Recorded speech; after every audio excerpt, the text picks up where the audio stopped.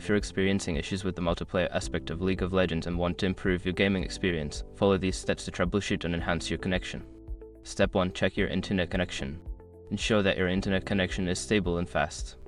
You can do this by running a speed test and checking for any interruptions. If your connection is slow, consider resetting your router or contacting your internet service provider. Step 2. Close background applications. Close any unnecessary applications running in the background that may be using bandwidth. This includes streaming services, downloads, or other online games. Freeing up resources can help improve your game's performance. Step 3. Optimize game settings. Adjust the in-game settings for better performance. Lower the graphics settings, disable unnecessary visual effects, and ensure that the resolution is appropriate for your system. This can help reduce lag and improve frame rates. Step 4. Update network drivers. Make sure your network drivers are up to date. Visit the manufacturer's website for your network adapter and download the latest drivers. Keeping your drivers current can resolve connectivity issues and enhance performance.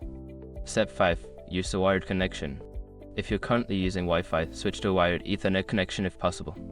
A wired connection is generally more stable and faster than wireless, which can significantly reduce lag and improve your multiplayer experience.